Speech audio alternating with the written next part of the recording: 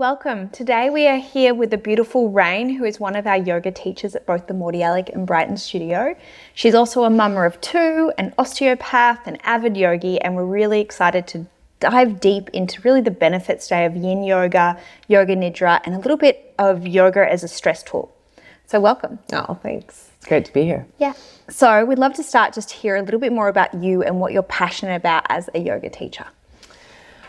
I am passionate about yoga, full stop. I think it's such a great resource for us in the modern times. But what I'm passionate about yoga is the ancient reasoning behind it. I feel personally, having practiced yoga for quite a while, that the idea of yoga has changed a little bit, and the medicinal reasons you use yoga have slightly, not completely, but there's getting a bit muted in our modern world. And so I feel like yoga has the capacity, if done intelligently, to make incredible changes in your physiology, in your mental health, and make you more present.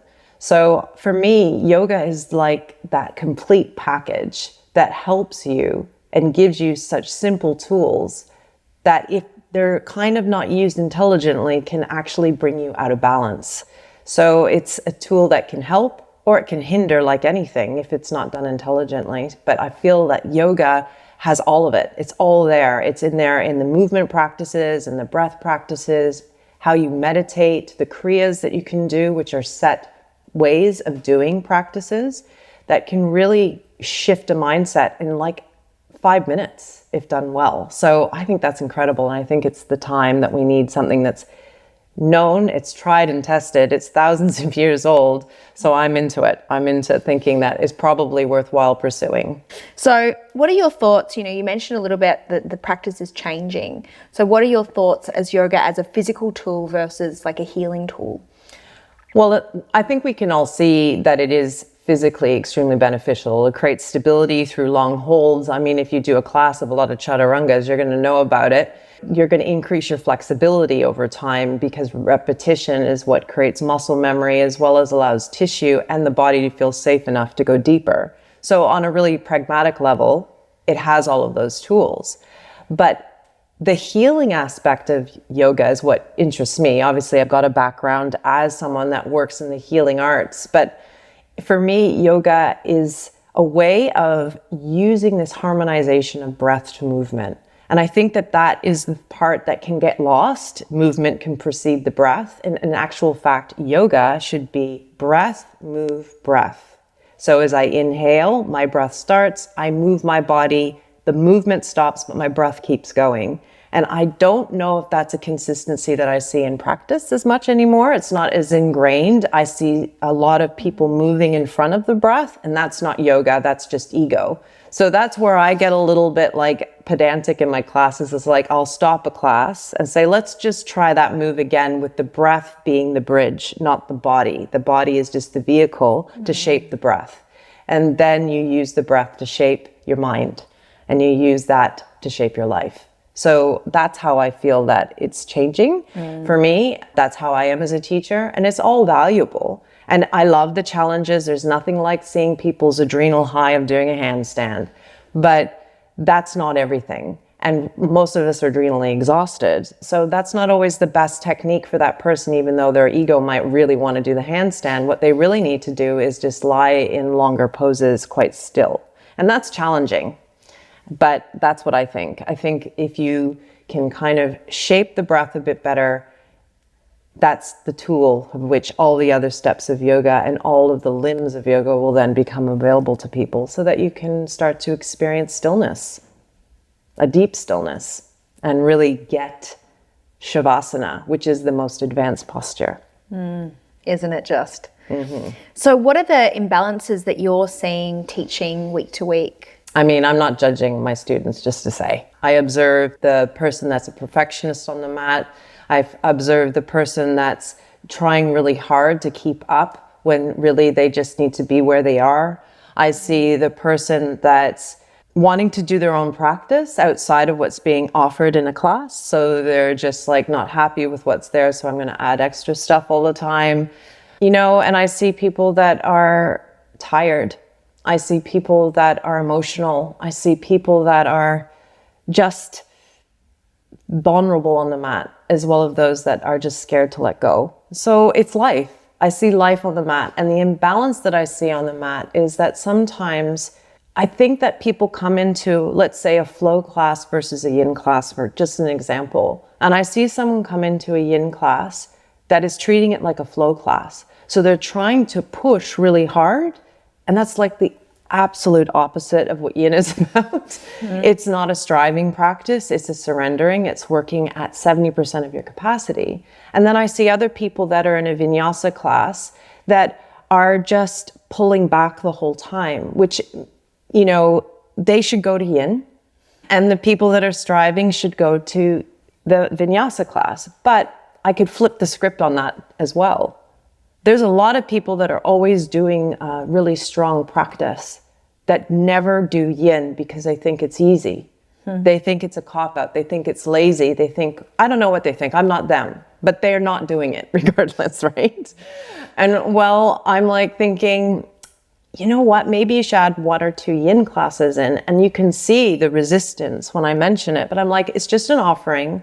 But maybe perhaps do the thing that you don't want to do, because that's probably what you need to do more of, because your life is already pretty stressed. So give yourself permission to disengage from it in a practice. And then there's people that always do yin. They just never want to try and do a slow flow or any other kind of class.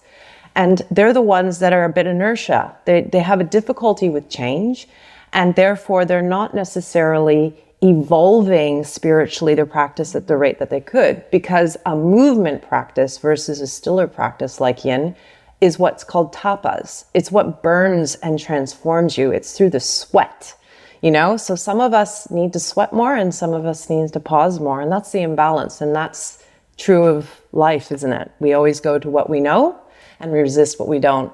And so I think yoga, you should be a balance of both, just like everything. Yeah. Yeah, I find myself saying that a lot to students, actually, that you're right, there's people that just love the vinyasa practice and they love the challenge, and then they get addicted to that. Oh, yeah. And then vice versa, the people that get addicted to yin. And I personally, for my practice, I listen in a little bit more and think, you know, what do I need today? Not what does my head want, or I think I need to push, but like, what do I actually need? And sometimes it is a yin slow flow. It's just restoring rather than push, because I'm guilty of that too. I know, like I have a home practice, right? Like I've got a pretty strong practice, but I'll be like, okay, I'm going to do a flow class this morning. And all of a sudden I haven't changed position for 5 minutes. I'm like, nope, it's yin today. Clearly not. So yeah, you just got to be open to the fact that your body might not want what your head does. Yeah, 100%. Yeah. So what do you think the deeper benefits are of yin yoga and yoga nidra? Oh, I mean, I'm not going to pontificate about that for hours, but I could. But yin is the antidote and yoga nidra is the cherry on top. So we live in a really stressed society. And as a culture, we don't know how to rest. We don't have any relationship with rest. In fact, I think a really common dialogue would be in your mind, oh, you're lazy, you're just sitting around, you're doing nothing. So it's of no value. But yin is of so much value, because the quickest way that you can change your nervous system is to breathe a long exhale. And the quickest way to know yourself is to be with yourself and without distraction. And that's what yin is. If you can continue to live your life from your mind and through your need to drive all the time, then you're going to burn out. You're going to start to be resentful. You're going to start to probably get unhealthy, because all you do is go, go, go. But yin is that one where it gives you permission. It's like, you're allowed to be still. In fact, I want you to be still. Be still and be with yourself. And for a lot of people, that could almost be a trauma response, to be that still. And I'm aware of that too. But it's only in stillness, if you truly just sit with yourself in poses that are intellectually put in a sequence, that you can start to heal the deeper organs of your body, your energy body. You can start to have self-reflection and svadhyaya. You can self-study. And that is the only way that you're going to totally know and separate from the drama and start to get with what's real. So yin is the antidote to the stress of today, because it gives you permission to rest, allows you to breathe, allows you to bear witness to yourself. Yoga nidra, when you add it to yin, I don't know, something magic happens, because the practice of yin slowly, from the very beginning of practice to the end, will start to downregulate your nervous system. We understand we want to be in parasympathetic. We want to be resting and digesting, because that's when we evolve. Otherwise, our brain's exploitative and we cannot take on new information. Okay, so that's why. So when you get into that deeper state of relaxation, when you finally soften the edges, which could take up to 45 minutes in a yin class. It doesn't have to happen in the first 5 minutes. But when you start to add the layer of Yoga Nidra, then you start to drop into the different brain waves. And that's where the meat of the matter is. Because if you are in a rest and digest state, which yin will get you there, and you add a layer of Yoga Nidra, a practice that will help you get into a space of the liminal space, the space of the observer. I mean, deeply disengaged from your body, your breath, and your sensations. Then you will start to remember.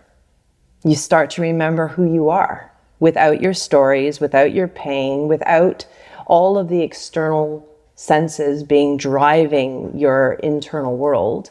And you start to remember, and then you start to go, what just happened? I think I just fell asleep. I don't know. And students that have never come before, this is what I love, is they come up to me and they go, I don't know what just happened, but I feel like I'm floating. And I'm like, you feel yourself light because you are light. So you just feeling yourself. It's the burden of our mind that heavies us down, you know? So that's why the two are magical together, because the yin practice preps you, Yoga Nidra transforms you. It's beautiful. It's like, match made in heaven. Yes, makes me want to go to a yin and yoga nidra class like now. That sounds divine. So you mentioned that yoga can be used as a stress management tool. How do you feel for the people listening to this? How can they take their next steps?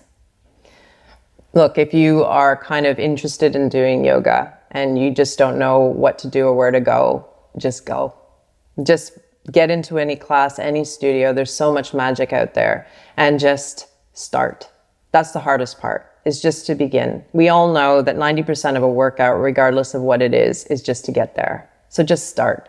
Just find a practice and shop around. Feel into what you like, but start.